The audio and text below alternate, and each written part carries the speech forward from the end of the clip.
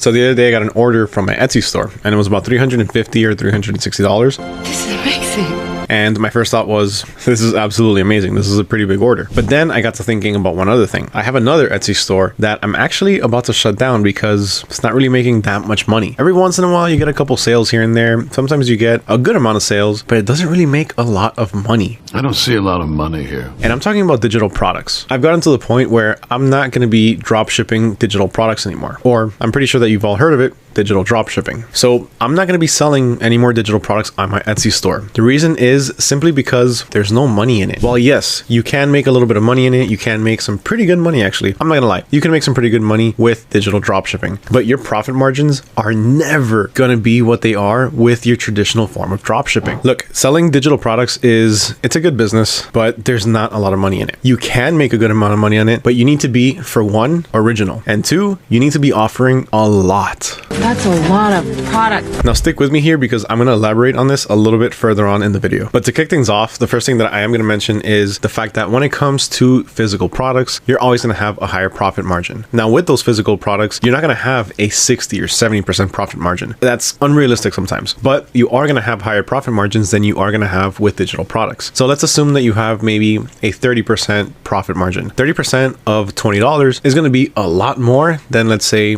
50% of a digital product, which would be $1 or maybe at most $5. True. That's true.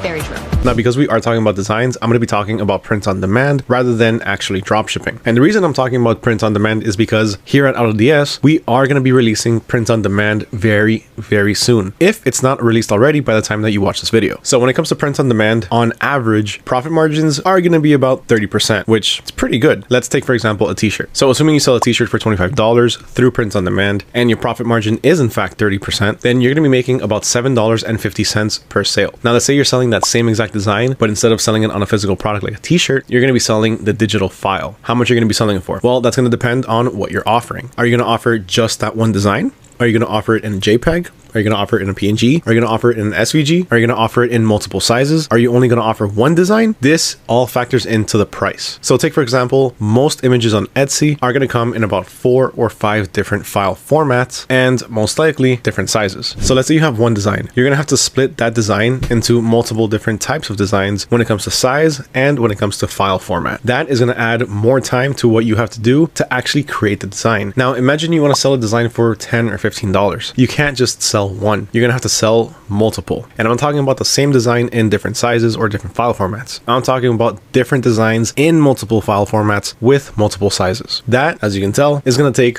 a long time. It's gonna take you a long time to start producing all of those different designs. So let's say you sell 10 designs for about $15, maybe. Those same 10 designs, if you take those designs and you put them on t-shirts, you're gonna be making a lot more money selling just one individual shirt. That makes a lot of sense. Now think about when somebody purchases something for, let's say, a party. If somebody purchases one of your designs as a digital download, so that way they can print it out on an invitation, they're only going to purchase it once and print it out as many times as they want. Now, if you're selling the physical invitation, let's say you have a print on demand store and you're selling physical invitations, you can sell bulk invitations. Again, you're going to be selling a lot more and you're going to be making a lot more money. So in this case, digital products are actually very easily stolen. A lot of the times, they don't even have to purchase it from you to be able to resell it themselves. Trust me, there's a lot of people that can just go to your Etsy store, check out the preview, copy it, fix it up just a little bit, and boom, they have your design. So digital products are extremely easy to steal. Whether or not you have a watermark on there, honestly, in this day and age, you can Photoshop a watermark out pretty easily. Well, obviously, anybody can. But if you're selling the physical products, let's say you're selling the invitations, they're not going to really be able to steal that. What they're going to have to do is they're going to have to purchase one of them, they're going to have to scan it, redo it, maybe even just create the whole design from scratch, and at the end of the day, that's obviously not worth it. So selling digital products when it comes to something like, let's say, bulk orders is not really going to be very efficient. When you're selling physical products for bulk orders, then we're talking money. Now, of course, certain different digital products are going to cost more than others. So you can make a wedding template and sell it for maybe $6 or $7, $10 versus a very basic image that you can sell for maybe $2 or $3. But again, it's going to have to be unique. It's not going to have to be the same as all of the other ones that you find on Etsy or on any other digital download store. You have to be unique with your digital items in order for people to actually purchase them. Of course, same thing goes for your print on demand items, but you're going to have a higher chance of selling a physical product than you would digital products. And the simple reason behind this is the fact that a physical product is tangible. You can actually hold a physical product. You can't hold a digital product. If I purchase an image, I can't hold it unless I print it. Now, if I purchase a physical product, then obviously this I can easily hold. There's more perceived value in something that you can actually hold versus a digital item that can't be held. And yeah, this is actually my Charizard Pikachu that I got in New York. Don't hate, okay?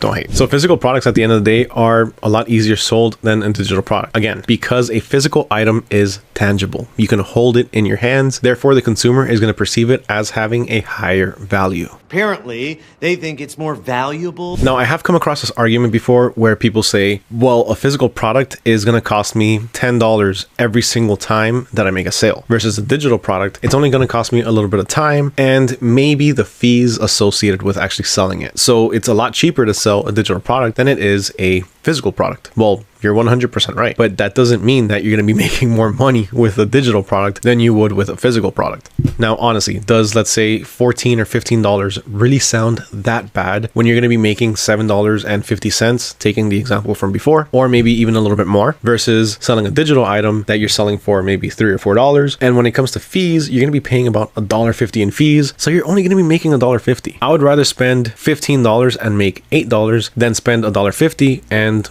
only make another $1.50. I second that.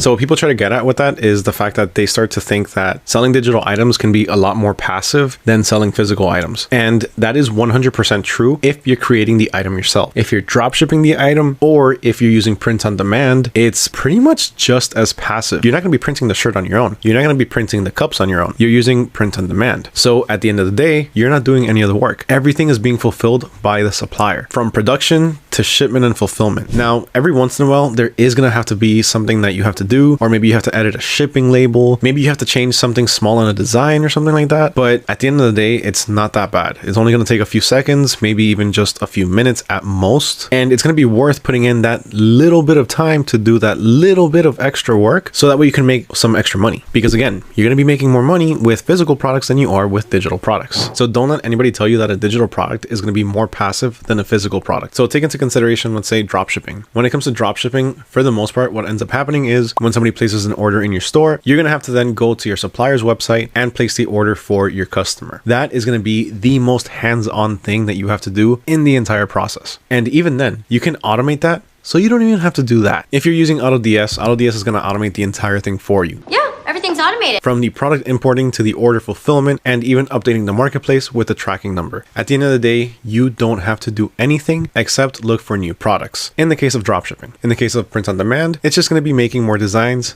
to make more mockups to be able to offer more products. Remember, the passive part of the entire process is going to be when somebody places the order. Actually coming up with the item or coming up with a design, there you are always going to have to put in a little bit of work, or even better, a lot of bit of work, so you can actually be efficient at what you're doing. Me personally, I've sold both physical and I've sold digital products. And I have to say, I've made a lot more money selling physical products. A lot of money. But again, I'm not gonna lie, there is money in digital products. You just have to do it the right way. You have to take the time to create sets. You have to take the time to make those sets in various different sizes and various different file formats. So as you can see, the time does start to take a lot longer. Now, let me give you a bonus about selling physical products, whether that's print on demand or drop shipping, or even fulfilling the items yourself. You have the option for rewards. Now, what do I mean by rewards? Who's going to reward me for selling? Well, your credit card company will. If you have the option to apply for a credit card that can reward you, then why not do it? At the end of the day, the money that you're spending, you're going to be making back. So what you can do is pay for your products or pay for your print on demand items or pay for your credits on AutoDS to be able to auto auto order, pay it with a credit card that has rewards. And then when you get your profit, pay off that credit card and then just keep your profit safe. What this is going to end up doing is it's just going to keep using your credit card over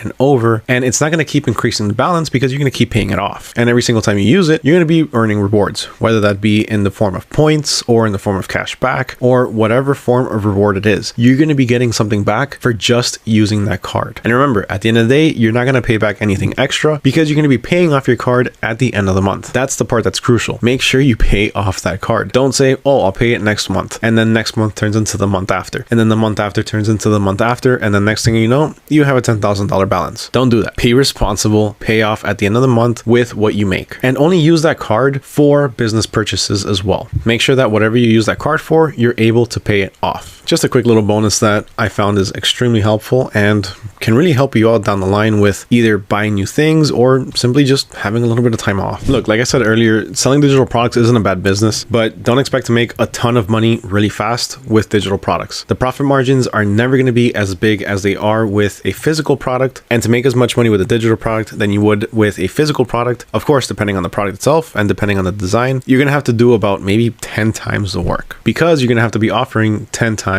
the value, whether that be in sizes, file formats, or actual designs. But if you are really good at designing, if you're an artist, if you know how to draw, if you know how to make custom work, then you can definitely make a lot of money with digital products. At the end of the day, the way I see it is to each their own. Teach their own, you know? Sometimes something is going to work for you, other times it's not going to work for you. What works for me will not always work for you, and that's okay. Just remember, don't knock it till you try it. Try both, see what works best for you. Pretty sure you're going to be going with physical products rather than digital because, again, it's easier to sell and you have a higher profit margin, but that's up to you. Make sure you check it out, make sure you see which one you prefer best, and spend a little bit of time on both. Don't just try it for maybe a week and say, this didn't work. Remember, in order to actually get started in something and to start to succeed in it, you need to keep going. 1 week, 2 weeks, 2 months, that's not enough. You need to keep going, keep trying. If something's not working, switch it up, switch up your marketing, switch up the products, switch up the designs, because only then is when you're actually going to find what works. If you keep trying to do the same thing over and over and it's not working, then it's just going to keep not working. And that's actually my quick take on why you should stop selling digital products on Etsy. But again, you can keep selling them if you really want to, especially if you're actually making money from it. Everything that I mentioned in this video is just my opinion and it's all coming from personal experience. So if you did enjoy this video and enjoyed everything that I talked about and you found any of this helpful, then please make sure you smash that like button. Also make sure you hit that subscribe button, ring that little bell notification so you don't miss out on any future dropshipping videos. And with that, my name is Mario with AutoDS, and I'll catch you guys next time.